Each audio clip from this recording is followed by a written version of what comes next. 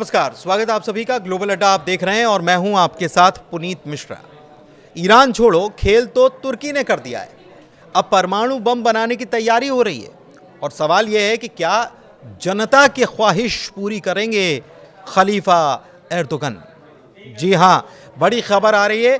तुर्की में सर्वे के मुताबिक 71% लोग ये चाहते हैं कि देश परमाणु हथियार बनाए। वहां की जनता का नेटो और मौजूदा एयर डिफेंस पर भरोसा कम हुआ है और लग रहा है कि तुर्की आत्मनिर्भरता की तरफ बढ़ रहा है। एक महीने पहले ईरान पर अमेरिका और इजरायली हमलों के बाद पूरे मिडिल ईस्ट में खलबली मची हुई है, लेकिन तुर्की की जनता के दिल में जो हलचल मची है वो कहीं ज्यादा गहरी है। एक ताजा सर्वे हुआ और सर्वे के मुताबिक अब तुर्की के ज्यादातर लोग ये चाहते हैं कि उनका देश परमाणु हथियार बनाए और वो भी जल्द से जल्द। मिडिल ईस्ट आई में छपी रिपोर्ट के मुताबिक 1 से 5 जुलाई के बीच रिसर्च इस्तांबुल की ओर से एक सर्वे किया गया। इस सर्वे में कुल 2000 लोगों से बातचीत की गई और अब इसके नतीजे जारी किए गए हैं जो बहुत ज्यादा चौंकाते हैं। 71% तुर्क नागरिकों का यह मानना है कि देश को अब परमाणु ताकत बन जाना चाहिए, जबकि 18% लोग इसके खिलाफ हैं। सर्वे में यह भी सामने आया कि तुर्की की जनता को अपने देश की मौजूदा एयर डिफेंस पर भी ज्यादा भरोसा नहीं है। हर दो में से एक शख्स यह मानता है कि अगर तुर्की पर हमला हुआ तो मौजूदा मिसाइल डिफेंस सिस्टम शायद ही उसे रोक पाए। इसका सबसे बड़ा कारण है हाल में इजराइल के खिलाफ ईरान के बैलिस्टिक मिसाइल हमले, जहां पर अत्याधुनिक इजरायली सुरक्षा व्यवस्था भी, आयरन डोम भी पूरी तरह से नाकाम रहा और भारी नुकसान भी हुआ। तुर्क लोग अब यह सोचने पर मजबूर हो गए कि अगर इजराइल का हाल ऐसा हो सकता है तो फिर तुर्की का क्या हाल होगा। इस सर्वे में सबसे बड़ा झटका शायद ये देखने को मिला कि 72% लोग मानते हैं कि अगर तुर्की पर हमला होता है तो नेटो, जिसका वो तुर्की हिस्सा भी है, वही उसकी रक्षा नहीं करेगा। इससे यह साफ झलकता है कि जनता का भरोसा अपने परंपरागत सैन्य सहयोगियों से हट रहा है। लंदन मेट्रोपॉलिटन यूनिवर्सिटी के प्रोफेसर एर्दी ओज़तुर्क कहते हैं कि आंकड़े बता रहे हैं कि तुर्क समाज एक असुरक्षा के दौर से गुजर रहा है।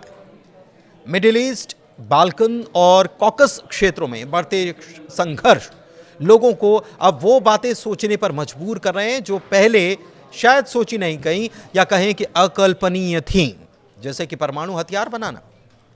तुर्की सरकार हाल में F-16 और यूरोफाइटर जेट्स की खरीद पर भी काम कर रही है ताकि अपने पुराने हो गए लड़ाकू विमानों की वो भरपाई कर पाए। इसके साथ ही 2028 तक खुद के 5वीं पीढ़ी के फाइटर जेट कान को भी वो सर्विस में लाने की तैयारी कर रहा है। जनता को लगता है कि अब तुर्की को दूसरों पर नहीं बल्कि अपने दम पर भरोसा करना होगा, अपनी ताकत पर भरोसा करना होगा। भले ही तुर्की सरकार ने अभी तक किसी भी तरह के न्यूक्लियर हथियारों पर कोई आधिकारिक बयान नहीं दिया है, लेकिन देश का पहला परमाणु पावर प्लांट अक्कुयू रूस के मदद से ही बन रहा है। करीब 20 अरब डॉलर की लागत वाला यह प्लांट अगले साल शुरू भी हो जाएगा और देश की 10% बिजली जरूरतों को पूरा करेगा। हालांकि इसी बहाने कुछ विशेषज्ञ ये भी मान रहे हैं कि आने वाले वक्त में तुर्की इस तकनीकी आधार को और आगे ले जाकर परमाणु शक्ति की तरफ कदम बढ़ा सकता है। अक्कुयू परमाणु ऊर्जा संयंत्र तुर्की गणराज्य का पहला परमाणु ऊर्जा संयंत्र है और मौजूदा दौर में दुनिया का सबसे बड़ा परमाणु निर्माण परियोजना है। यहां पर सबसे उन्नत रूसी डिजाइन वाले VVER 1200 रिएक्टर्स वाली 4 विद्युत इकाइयों का निर्माण एक साथ किया जा रहा है। यह मैसन प्रांत के ब्यूकेसेली में स्थित है और रोसाटॉम के द्वारा इसे बनाया जा रहा है, जो रूसी कंपनी है। रूस और तुर्की के बीच संबंधों की भी बात कर लेते हैं। जब बात चली है तो रूस और तुर्की की बात कर लेते हैं, क्योंकि रूसी तो वहां पर बना रहा है। तो ऐसे कैसे संबंध हैं, क्योंकि तुर्की तो नाटो का हिस्सा है। तो दोनों देशों में केवल व्यापार और पर्यटन के ही ताल्लुकात हैं। जब तुर्की S-400 लेने की तैयारी में था तब उस पर नेटो और अमेरिका ने सैंक्शन भी लगाए थे। हालांकि हाल ही में जो हैग में नाटो का शिखर सम्मेलन हुआ, इसमें तुर्की के राष्ट्रपति रेसेप तैयब एर्दोगन और अमेरिकी राष्ट्रपति डोनाल्ड ट्रंप को एक साथ देखा गया था। इससे पहले तल्खियां देखी गई थी। अमेरिका ने तुर्की से प्रतिबंध हटाने के संकेत भी अब दिए हैं, जबकि तुर्की ने अभी तक S-400 एयर डिफेंस सिस्टम, जिसे रूस से खरीदा गया था, उसे एक्टिव नहीं किया है। इतना ही नहीं, युद्ध के क्षेत्र में दोनों देशों के बीच विवाद भी है। कैसे? रूस के क्राइमिया के कब्जे को लेकर तुर्की उसकी आलोचना कर चुका है और सब ये जानते हैं कि अजरबैजान और आर्मेनिया के बीच विवाद काफी पुराना है और ऐसे में जहां आर्मेनिया की सुरक्षा के लिए रूस प्रतिबद्ध रहा है, तो दूसरी तरफ तुर्की अजरबैजान के साथ हमेशा से खड़ा हुआ नजर आया। हाल में तुर्की ने अपनी multi layer air defence system के विस्तार की घोषणा की, जिसे स्टील डोम के नाम से जाना जाता है। दूसरी बात यह कि तुर्की ने F-35 joint strike fighter JSF, जिसे कहा जाता है, इसके प्रोग्राम में फिर से शामिल होने की अपनी इच्छा जता दी। JSF वही प्रोग्राम है जिससे S-400 खरीदने की वजह से अमेरिका ने तुर्की को बाहर कर दिया था और उसके ऊपर काटसा के तहत प्रतिबंध लगा दिए गए थे।